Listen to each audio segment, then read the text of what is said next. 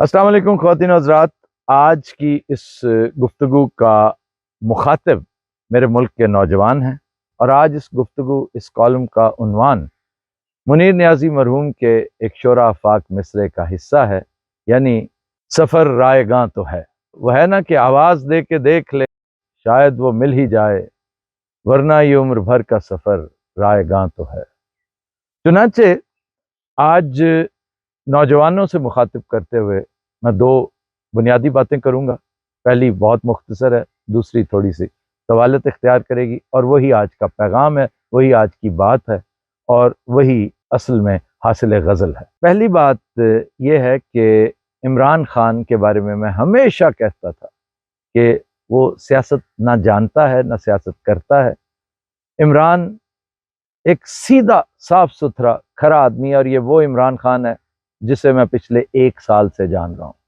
اس سے پہلے کا عمران مختلف ہوگا، اس کی ڈیٹیلز میں نہیں جانا چاہتا، لیکن جو کچھ عمران خان پچھلے 1 سال سے ہے وہ پوری دنیا کے سامنے ہے، وہ کسی سے ڈھکا چھپا نہیں ہے، اور اس عمران کو وال پھیر نہیں آتے، اس کو چالاکیاں نہیں آتی۔ وہ جب بھی سوچتا ہے اپنے دل سے سوچتا ہے، دماغ کا استعمال وہ بھی ہر بہادر آدمی کی طرح کم کم کرتا ہے۔ تو جو اہم بات ہے وہ یہ کہ آپ اگر غور کریں کہ پھر بھی اس کی ہر ٹیڑھی بات، اس کا کیا ہوا ہر غلط کام، حتیٰ کہ ہر غلطی اور حماقت اس کے حق میں استعمال ہوتی ہے۔ تو اس کی کیا وجہ ہے؟ اس پہ کبھی غور کیا آپ نے؟ میں کئی مہینوں سے اس پہ لگاتار غور کیے چلا جا رہا ہوں، اور میں بالآخر اس نتیجے پہ پہنچا ہوں، جو کہ مجھے بہت پہلے پہنچ جانا چاہیے تھا، لیکن اچھی طرح چھانٹ پھٹک کر کے میں اس مقام پہ پہنچوں جہاں میں کہہ سکتا ہوں کہ فورسز آف نیچر، یہ نوجوانوں ایک انتہائی اہم فیکٹر ہے لائف کا، کبھی اسے اگنور مت کرنا۔ اور جب فورسز آف نیچر کہتے ہیں، دیٹ مینز رب کائنات، وہ عمران کے حق میں جا رہی ہیں، وہ عمران کو سپورٹ کر رہی ہیں، اور ہمیشہ فورسز آف نیچر ہی ایک کمزور کو طاقتور کے مقابلے میں سپورٹ دیتی ہیں، ورنہ وہ کمزور تو سوال ہی پیدا نہیں ہوتا۔ اس میں نے ہمیشہ مثالیں دی ہیں کہ اللہ تعالیٰ کا انتہائی لاجواب اسلوب یہ بھی ہے کہ وہ بہت کمزور سے بہت طاقتور کو نیچا دکھاتا ہے، جس کی بہت بڑی مثال ابرہا کے ہاتھی ہیں، اور چھوٹے چھوٹے پرندے جن کے غول آئے تھے، اور آپ سب کو پتہ ہے اس کے بارے میں۔ گولیت کا تذکرہ میں ہر دوسرے تیسرے دن اپنے شو میں کرتا ہوں کہ ایک نوجوان 15 سالہ 14 سالہ نوجوان جس نے سلنگ کی مدد سے اس وقت کی نیٹو فورسز، اس وقت کا انتہائی طاقتور بادشاہ گولیت، اس کو اڑا کے رکھ دیا۔ اور اگر آپ غور کریں، تاریخ پڑھ کر دیکھیں کہ ایک ہیلمٹ کے اندر سے چھوٹی سی کنکری کس طرح سرایت کر کے گئی، اس میں سے سنیک تھرو کر کے گئی اور اسے گھائل کر دیا۔ وہ ایک لمبا تڑنگا آدمی زمین چاٹ رہا تھا، اور یہ ہے اللہ تعالیٰ کا سگنیچر۔ نمرود کو دیکھ لیں، نمرود کو کتنا بڑا بادشاہ تھا، کتنا طاقتور بادشاہ تھا، کتنی دہشت تھی اس کی، اور کس سے مروایا؟ ایک مچھر سے، ایک چھوٹے سے مچھر سے۔ اور وہی نمرود جو خدائی کا دعویٰ کرتا تھا، روزانہ صبح دوپہر شام اپنے سر پہ جوتے مرواتا تھا کہ وہ مچھر اس کو ٹکنے نہیں دیتا تھا۔ اور بھی مثالیں ہیں، بے شمار مثالیں ہیں اور بھی، جن سے پتہ چلتا ہے کہ اللہ تعالیٰ کا نظام یہی ہے کہ وہ ہمیشہ یہ باتیں بلے شاہ نے ایسی نہیں کہہ دی کہ چڑیا باز کو مار سکتی ہے، چڑیا نے باز کو مارا ہوگا کہیں نہ کہیں تاریخ میں۔ تو یہ کوئی چھوٹی بات نہیں ہے، یہ فیکٹ ہے۔ آپ دیکھیں، ایک ایک میں تیزی سے گنواتا ہوں، کیونکہ میں نے طویل گفتگو اس ٹاپک پہ نہیں کرنی۔ اس سے اگلی بات جو میں اسی گفتگو میں کروں گا وہ شاید زیادہ ٹائم لے لے۔ مثلا اس دن آپ نے پنجاب اسمبلی میں جو صورتحال دیکھی کہ 186 ووٹس، آپ یقین کیجئے یہ ہیومنلی پاسبل نہیں تھا، لیکن یہ ہو گیا۔ اب اس پر آپ سر دھنیے، جو مرضی کیجئے، لیکن یہ ہو گیا۔ وہ کون تھا جو ان کو پکڑ کر لے آیا؟ وہ کون تھا جو بہت دور کہیں بھٹکے ہوئے حافظ عمار یاسر کو گائیڈ کرتا ہوا اپنے سایہ شفقت میں لے کر اندر فلور پہ لے آیا. یہ ساری چیزیں غور طلب ہیں، لیکن پرابلم یہ کہ ہم غور کرتے نہیں ہیں. اس کے بعد ایک اور فیکٹر جو عمران کے حق میں اتنا استعمال ہوا کہ اسے کو بہت زیادہ تردد کرنے کی ضرورت ہی محسوس نہیں ہوئی، اور وہ تھا اسحاق ڈار کی مہارت اور شہباز شریف کی مشاکی. اس کی جو کلئی کھلی ہے، یہ جو ثابت ہوا ہے کہ یہ دونوں تو پیپر ٹائیگرز تھے، یہ تو انتہائی نالائق لوگ تھے.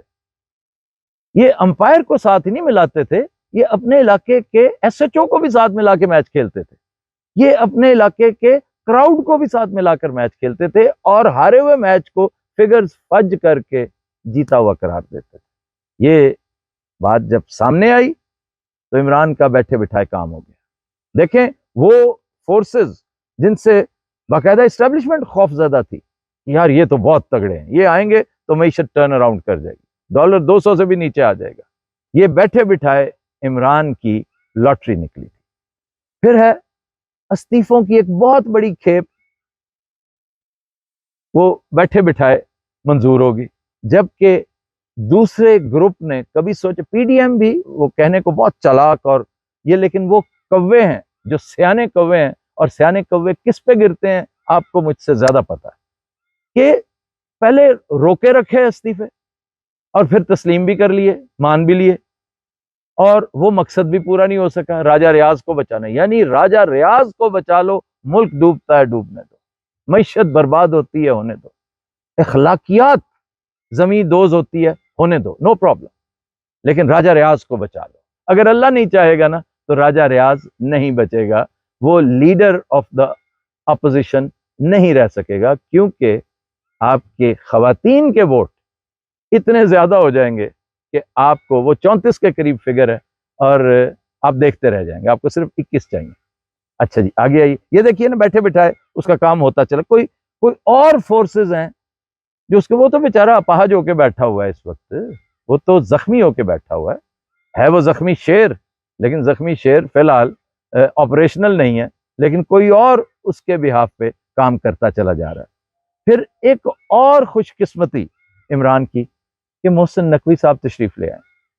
محسن نقوی پر پچھلے 5-6 روز میں اتنا کچھ کہا جا چکا ہے، اتنا کچھ لکھا جا چکا ہے کہ مزید کچھ بھی کہنے کی گنجائش نہیں. یاد رکھیے باجوہ صاحب نے 9 اپریل کو جب ان معاملات کو اپنے ہاتھ میں لیتے ہوئے عمران خان کو فارغ کیا تھا، تو میں اس دن سے آج تک ایک ہی بات کرتا چلا رہا ہوں کہ اگر وہ ایک کام نہ کرتے، اسٹیبلشمنٹ جو بیچاری، مجھے ویسے اسٹیبلشمنٹ پہ بھی بہت رحم آتا ہے کہ اسٹیبلشمنٹ جیسے ان اچکوں کے ہاتھوں، پی ڈی ایم کے ان بدماشوں کے ہاتھوں یرغمال بن چکی ہے. میں نے پہلی دفعہ اسٹیبلشمنٹ کو باقاعدہ ہاسٹیج کی شکل میں دیکھا ہے کہ وہ کچھ کرنا بھی چاہے، اپنے ڈوبتے ہوئے ملک کو، اپنی ڈوبتی ہوئی معیشت کو بچانا بھی چاہے، اس برباد معاشرت کو سہارا بھی دینا چاہے، وہ نہیں دے پا رہی. کیوں؟ یہ جو اچکا گروپ ہے نا، اس کو سپورٹ بہت ہے اپنے بادشاہوں کی، اپنے باسز کی. اس وقت کی جو رومن امپائر ہوتی تھی وہ اسی طرح کام کروایا کرتی تھی. جو آج کی رومن امپائر ہے وہ ہے کہیں اور، امپائر وہی ہے، پراکسی کے ذریعے کام کر رہی ہے. وہ اپنے حکم کی تعمیل ان اچکوں کے ذریعے کرواتی ہے کہ ہم نہ چاہتے ہوئے بھی کچھ نہیں کر پا رہے. اس کے اوپر بھی کسی دن بات کریں گے. میں گزارش کر رہا تھا کہ اگر اس دن یعنی 9 اپریل کو اسٹیبلشمنٹ عمران کو فارغ کر کے اقتدار ہینڈ پیکڈ ٹیکنوکریٹس کو ہی دے دیتی، تب بھی کافی حد تک معاملات کنٹرول رہتے. لیکن جب انہوں نے اچکا گروپ بٹھا دیا نا لا کر، تو لوگوں کی ایگو ہرٹ ہوئی تھی. اور یہ جو گروپ ہے نا جس سے میں آج مخاطب ہوں، یہ بھوک برداشت کر سکتا ہے، اپنی ایگو پامال ہوتے نہیں دیکھ سکتا. اور شکر الحمدللہ یہ ان قوموں میں ہوتا ہے جن کے اندر خودی موجود ہوتی ہے، غیرت موجود ہوتی ہے. میرا آج بھی ایمان ہے کہ غیرت موجود ہے، کم از کم اس کی رمق مجھے ضرور نظر آتی ہے. ہو سکتا ہے یہ میری خوش خیالی ہو، لیکن اگر اس طرح معاملہ نہ کیا جاتا، اگر بلاول کو وزیر خارجہ بنا کر اس ملک کا مخول نہ اڑایا جاتا، تو حالات قدرے بہتر ہوتے. اب آئیے محسن نقوی کی طرف. محسن نقوی کو اگر کوئی جانتا ہے، وہ پوری صورتحال جو اس کے سامنے ہے اس کو دیکھتے ہوئے محسن نقوی کو وزیر اعلیٰ پنجاب بنانا اس کا مطلب صرف یہ ہے کہ آئین جو کہتا ہے، قانون جو کہتا ہے، اس کو آپ پس پش ڈالتے ہوئے صرف ایک ہی بات کرتے ہیں، کر لو جو کرنا ہے۔ تو ٹھیک ہے، پھر اس سے آپ معاملات کو اور آسان کر رہے ہیں۔ آپ کو پتہ نہیں کہ آپ عمران کے لیے پھر آسانیاں کر رہے ہیں کہ آپ محسن کو لے کر آئے، آپ نے یہ بھی احسان ہی کیا ایک طرح سے عمران خان پر، اس کی پارٹی پر۔ اب آ کر آپ نے گرفتاریوں کا سلسلہ شروع کر دیا۔ اس سے کیا ثابت ہوتا ہے؟ پتہ نہیں چلتا کہ کتنے ڈرے ہوئے ہیں آپ۔ وہ پہلے تو صرف سندھ والوں کی کانپیں ٹانگ رہی تھی، آج پنجاب کی بھی اور وفاق کی بھی کانپیں ٹانگ رہی ہیں کہ آپ نے فواد چودھری کو کس بات پہ کہ جی بغاوت ہے الیکشن کمیشن کی شان میں گستاخی کرنا۔ وہ الیکشن کمیشن جو تاریخ کی کتابوں میں اپنے آپ کو ہمیشہ ہمیشہ کے لیے محفوظ کر گیا، جس طرح آج تک لوگوں کو مولوی تمیز الدین کیس نہیں بھولا نا، جس طرح لوگوں کو جسٹس منیر نہیں بھولا، جس طرح نظریہ ضرورت نہیں بھولا، جس طرح حمود الرحمان کمیشن رپورٹ نہیں بھولی، آسمہ جیلانی کیس نہیں بھولا جو بعد میں آسمہ جہانگیر ہوئی۔ تو یہ کیسے ہو سکتا ہے کہ الیکشن کمیشن لوگوں کو بھول جائے اور یہ ہمیشہ یاد رکھا جائے گا۔ خیر، آپ نے یہ کر کے پکڑ دھکڑ والا سلسلہ کر کے عمران خان کو مرعوب کرنا، وہ گولیوں سے نہیں ڈرا، تمہاری گرفتاریوں سے ڈر جائے گا۔ اور تمہاری گرفتاریوں سے تو 75 سال کا وہ بابا نہیں ڈرا جسے تم نے انتہائی خطرناک اور خوفناک ماحول میں ایک چٹائی اور ایک چھوٹا سا کمبل دے کر -10 ڈگری پہ رکھا، وہ بھی نہیں ڈرا۔ عمران کو ڈراؤ گے تو کچھ اور کرو۔ ڈرنے والا وہ نہیں ہے، اور نہ ہی ڈرنے والے اس کے ساتھی ہیں۔ اگر یاد رکھیے فواد چودھری نہیں ڈرا نا، تو پھر کوئی بھی نہیں ڈرے گا۔ پھر ایک اور حرکت وفاقی حکومت کرتی چلی جا رہی ہے جس کی طرف دھیان اہل نظر کا فی الحال نہیں پڑا۔ وہ کہہ رہی ہے کہ اگر الیکشن کمیشن تیار بھی ہے نا الیکشن کے لیے تو ہم نہیں ہیں تیار۔ کیوں؟ ہم ڈرتے ورتے نہیں ہیں۔ نو، ڈر چر کس چیز کا؟ ڈر نہیں ہے، صرف یہ کہ مردم شماری ہونے والی ہے۔ اوہو، یہ تو ہمیں اب یاد آیا کہ مردم شماری تو ہوئی نہیں تھی۔ خانہ شماری ابھی ہونے والی ہے، ابھی حلقہ بندیاں ہونے والی ہیں، تو 1-2 سال تو اس پہ لگ سکتے ہیں۔ بھائی تم جو چاہو 50 سال لگا لو، 75 سال سے تم من مانی کرتے آ رہے ہو۔ اور اتفاق ایسا ہے کہ پہلے کوئی اور من مانی کرتا تھا سٹوجز کے ذریعے، اچکوں کے ذریعے۔ اب اچکے اور سٹوجز من مانی کر رہے ہیں اس ہیوی ویٹ اسٹیبلشمنٹ کے ذریعے، جو میں آج بھی سمجھتا ہوں اور اپنے ایمان کا حصہ سمجھتا ہوں کہ ہماری اسٹیبلشمنٹ کی اکثریت پاکستان پرست ہے۔ وہ پاکستان کو اپنا اوڑھنا بچھونا سمجھتی ہے، پاکستان کو ماں کا سٹیٹس دیتی ہے۔ میں کیسے مان لوں کہ وہ ان اچکوں کے کہنے میں، لیکن بعض اوقات مجبوریاں بھی تو ہوتی ہیں۔ یہ جو سارا سلسلہ ہوا ہے نا، جو میں نے اوپر باتیں کی ہیں، ان کے بعد ایک نئی چیز جنم لیتی ہے، اور وہ ہے مزاحمتی سیاست۔ یہ دیکھیں یہ کیسی خوش قسمتی ہے کہ عمران خان کا کام آلموسٹ بنا ہوا نظر آ رہا تھا کہ اب رستے میں کوئی رکاوٹ نہیں ہے۔ تم نے اسمبلیاں بھی تحلیل کروا دی، تم نے یہ بھی کروا دیا، وہ بھی کروا دیا، باجوہ صاحب بھی چلے گئے، اب 4-5 لوگ رہ گئے ہیں، تو اب حالات ٹھیک ہو جائیں گے۔ لیکن لوگ خاموش سست الوجود سے بن کے بیٹھے ہوئے ہیں، کوئی شور شرابہ، کوئی رولا نہیں۔ ورنہ مہنگائی کے خلاف آپ ریلیاں تو نکالتے نا، کوئی ریلیاں شیلیاں والا معاملہ ہوتا کوئی۔ میں یہ نہیں کہتا، کبھی نہیں کہوں گا کہ آپ بدامنی کریں، آپ توڑ پھوڑ کریں، نیور۔ یہ کر کے آپ اپنا کام خراب کریں گے، آپ دوسرے کو موقع دیں گے انٹروین کرنے کا، اور وہ نہ چاہتے ہوئے بھی انٹروین کرے گا۔ میں پولیس کی بات کر رہا تھا، تو پچھلے دنوں پولیس کی ٹاپ براس میں جب یہ معاملات ہو رہے تھے، تو آخر کسی سرپرے نے بات باہر ریویل کی ہوگی نا، یہ جانتے ہوئے کہ بھئی یہ میرے ملک کے لیے نقصان دہ ہونے جا رہا ہے جو کچھ آپ کرنے جا رہے ہیں، تو جس سے ہلچل شروع ہوگی۔ اب دیکھیے بات ہو رہی تھی مزاحمتی سیاست کی کہ بیٹھے بٹھائے پی ٹی آئی کی ٹیم ایسی ہے کہ وہ میچ کھیل ہی ایک طرح کی پچ پہ سکتی ہے، اس کے علاوہ نہیں، اور وہ ہے مزاحمتی سیاست۔ یہ پچ دے دو تو اس سے اچھا کوئی اور پرفارم کر ہی نہیں سکتا۔ یہ سارے چیگویرا ہیں۔ تو کیا ہوا؟ آپ نے خود اپنے ہاتھوں سے مزاحمتی سیاست کا دروازہ کھول کے ان کے لیے پورا فیلڈ خالی چھوڑ دیا۔ دوسری طرف کے جیسے میں کہتا ہوں نا کہ اسٹیبلشمنٹ وہ نہ چاہتے ہوئے بھی بہت ساری چیزیں، لیکن میں یہ بھی مانتا ہوں کہ اسٹیبلشمنٹ فار ایور خاموش نہیں رہے گی. یہ خاموشی لامتناہی نہیں ہے. انشاءاللہ تعالی ہماری اپنی اسٹیبلشمنٹ. پریشان ہونے کی، ڈرنے کی، دکھی ہونے کی ضرورت نہیں ہے. چند لوگ، 10 15 20 لوگ اسٹیبلشمنٹ نہیں ہوتے. اب آئیے دوسری طرف کہ اللہ تعالیٰ نے پھر سے آپ کو ایک لٹمس ٹیسٹ دے دیا ہے. پھر سے آپ کو اللہ تعالیٰ تو آزماتا ہے، مفت میں تو کچھ نہیں ملتا. اور پھر آزادی اتنی بڑی نعمت ہے کہ یہ تو سوال ہی پیدا نہیں ہوتا.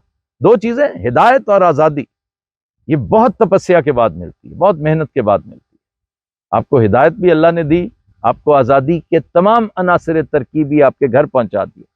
اب بھی اگر آپ گھروں سے نہیں نکلتے، اب بھی اگر آپ صدائے احتجاج بلند نہیں کرتے، لیکن میں پھر کہوں گا پرامن صدائے احتجاج، اس وقت تک جب تک عرصہ حیات آپ اور آپ کی قیادت پر تنگ نہیں کر دیا جاتا، پرامن صدائے احتجاج بلند نہیں کرتے، تو پھر کاہے کی آزادی؟ پھر کس مرتے پر آپ اتنی بڑی نعمت مانگ رہے ہیں؟ جی اس سے کیا کیا آپ نے؟ آپ نے وہ رول پلے نہیں کیا اس وقت جب اس کو گولیاں ماری گئی تھی. شاید اس میں حکمت یہ بھی تھی کہ اس نے خود بھی آپ کو منع کیا کہ آپ نے نہیں، لیکن بعض اوقات دوسرا منع نہیں کرتا، آپ کو سوال تو فہم کرتے چلے جانا چاہیے تھا نا کہ جی ایسا کیوں ہوا. آپ کو تاریخ کو ریدنی چاہیے تھی. بی بی کو کیوں مارا گیا؟ لیاقت علی خان کو کیوں مارا گیا؟ یہ ساری باتیں بڑی اہم تھی، لیکن نہیں ہوئی. خیر، اب اگر آپ ان غاصبوں کا جو کہتے ہیں کہ کر لو جو کرنا ہے، رستہ نہیں روک سکتے، تو پھر چپ کر کے سکون سے گھروں میں بیٹھیں. وہ بیچارہ جیل میں گلتا سڑتا ہے، مرتا ہے، اسے جانے دیں. اس نے اپنا کام کر دیا. وہ جو کرنا چاہتا تھا، وہ جو کرنے کا حوصلہ رکھتا تھا، جو اس نے کمٹمنٹ کی تھی، وہ اس نے پوری کی. آپ اگر اب ایک قدم بھی پیچھے جاتے ہیں تو یاد رکھیے کہ 26 سال کا یہ سفر جو ہے بالکل رائے گاں گیا ہے. آپ پر کچھ اثر نہیں ہوا. آپ چپڑی مانگتے ہیں اور دو مانگتے ہیں. اس لیے یہ سب کچھ نہیں ملے گا. آپ کو یہ سوچنا چاہیے کہ اس بیچارے نے اپنا سب کچھ قربان کر کے آپ کے لیے ایک رستہ ہموار کر دیا.